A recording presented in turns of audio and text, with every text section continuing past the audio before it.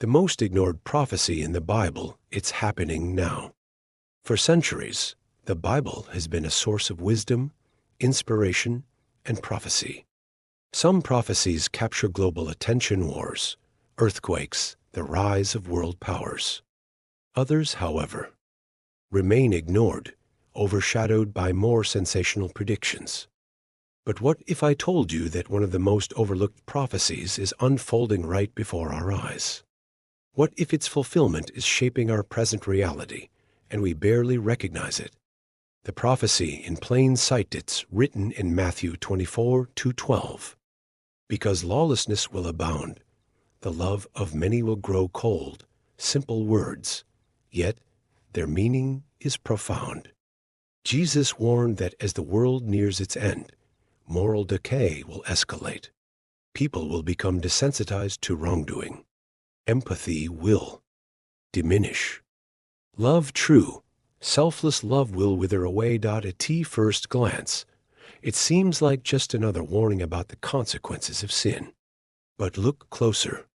This isn't just about crime rates or political corruption. It's about a heart condition, a spiritual shift happening worldwide. And here's the chilling part. It's not coming. It's already here. A world growing cold. Imagine a world where people watch tragedies unfold and scroll past them like entertainment.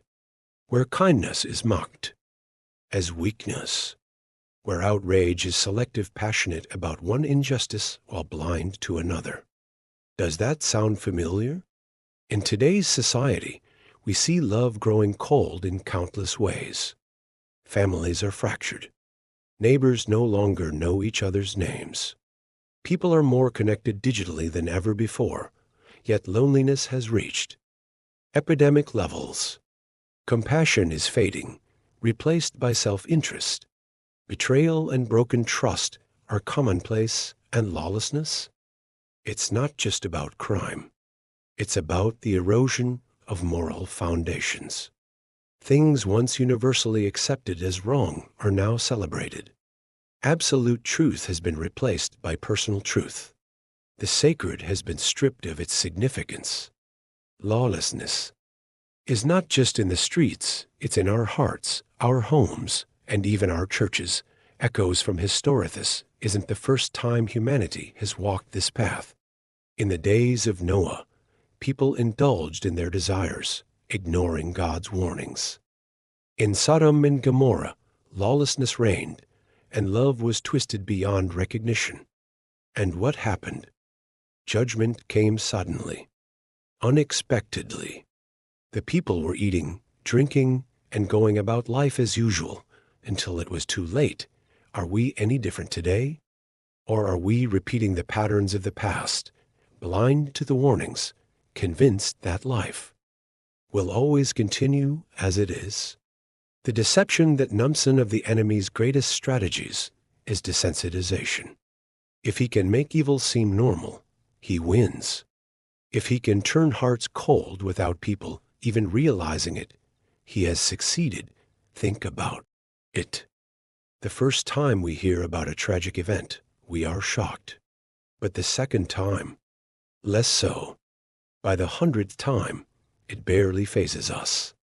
Violence, immorality, cruelty, they are woven into our entertainment, our news, our conversations.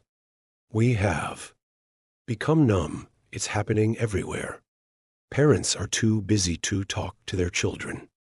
Marriages are crumbling because love has been replaced by convenience. Churches are more concerned with numbers and appearances than with truth.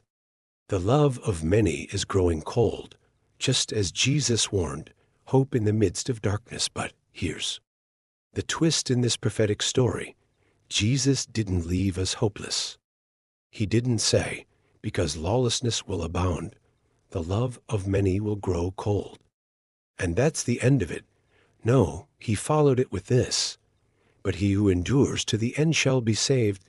Matthew 24:13. Endurance. Resilience. Holding on. To love when the world turns cold. We are not called to be passive observers of prophecy, but active participants in God's plan.